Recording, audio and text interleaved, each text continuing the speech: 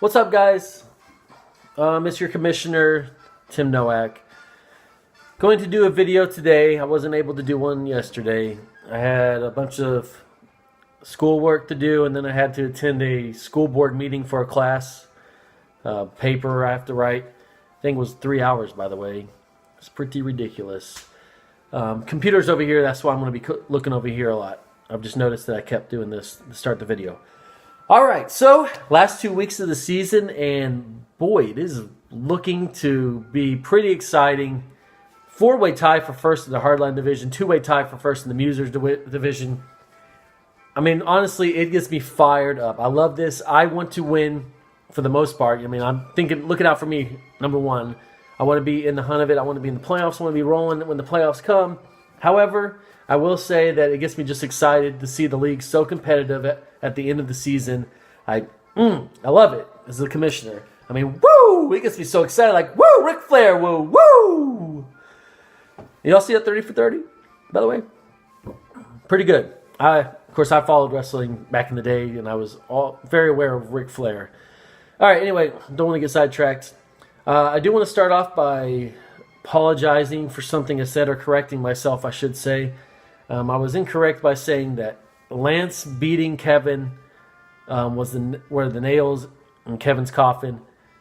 Kevin won last week, which means if he wins one more game and Lance loses out, which is a very real possibility because Lance's team sucks, Lance will finish last place, and then it's up to the Thrifts what Lance wears. Yeah, I said up to the Thrifts. I think one of the Thrifts are going to win the championship. God help us all. Anyway, so all Kevin needs to do is just squeeze out one little victory turd. And if he can just squeeze it out, and Lance, is constipated the rest of the season. I don't know why I'm going with poop references, but I'm doing it.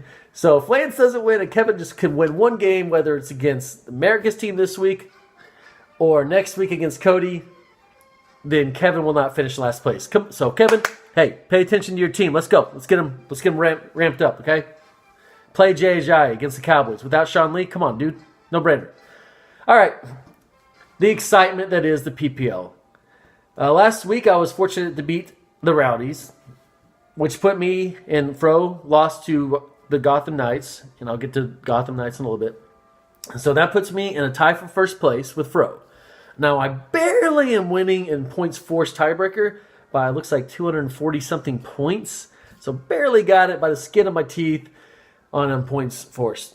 Which means if we both finish 1-1 the rest of the season, or 2-0, both of us, or 0-2, both of us, then I'm winning that division. Same thing with Gotham Knights. They are sitting at 5-5. They have an outside chance of making the playoffs. They're not eliminated yet. But they won't win the tiebreaker against me, I don't think. I think I still have, like 200-point lead on them in tiebreaker.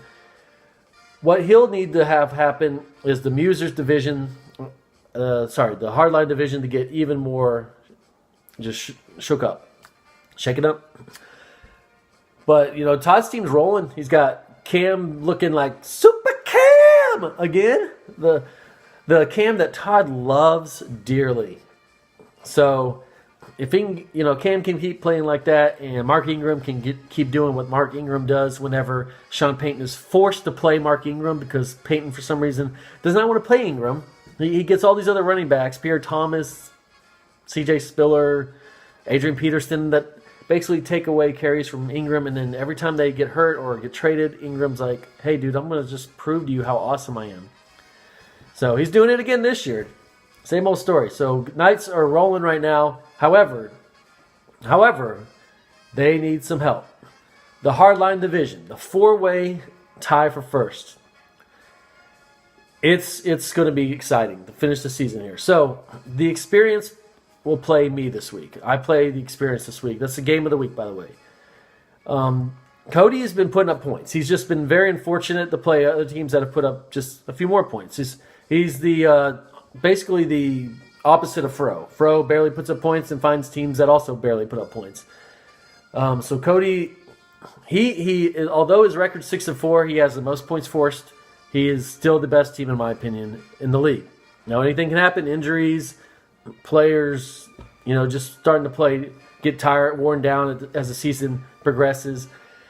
But Cody plays me this week, and he will beat me this week, I'm telling you now. But I have to play both sides of the story here. Both sides of the story? Whatever.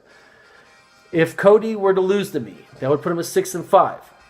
Now, Roger Goodell, which is also 6-4, played the NATOs.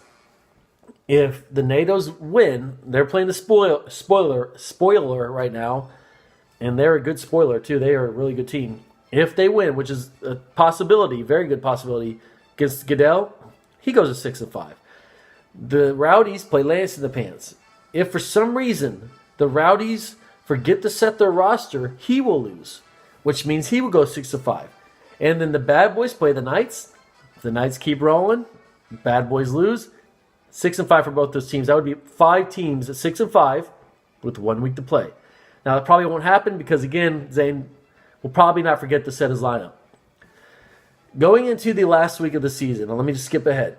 The Rowdies play Roger Goodell. That very well could determine a playoff spot.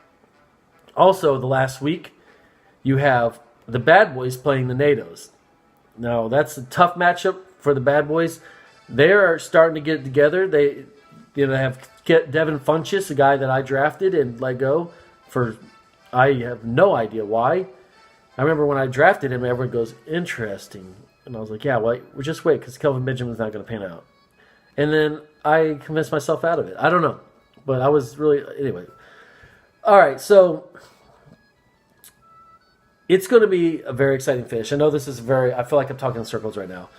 But with Fro playing Yuri and America's team, he has the advantage on that division just because I play Cody this week. And then I play Yuri the next week. So we're even out there. The best chance, the best opportunity a team has in the hardline division to win the division, just going off who they're playing, I would have to say are the Bad Boys. No, I'm sorry, Roger Goodell. The NATOs could upset him. However, the NATOs are 4-6. They are very hot and cold. He's got them this week, and then he's got Zane. Wow, this is a really good finish, guys. I'm just looking at this. All right, so the Bad Boys have the Knights, which are a tough team this week, and then the Bad Boys finish with the NATOs, which are a tough team. Goodell plays the NATOs this week, and then the Rowdies, oh my God, I guess Cody might have the advantage because Cody plays me, which he'll win, and then he plays Kevin. So I'm going to say Cody wins the division. I think that the Bad Boys will finish in second. You heard me? You heard me? They're on fire right now. And yeah, I think the playoffs will be me, Fro, Cody, and Bad Boys. Sorry, Zane. I know you don't want to hear that. And honestly, I really am just now looking at this, so I could easily be persuaded to go a different direction. All right, that's all I got, though. Honestly, I don't want to keep you watching this video too much. Just really excited the way the season's playing out. And hey, don't forget, those teams, if you're eliminated, let's play some spoiler, guys.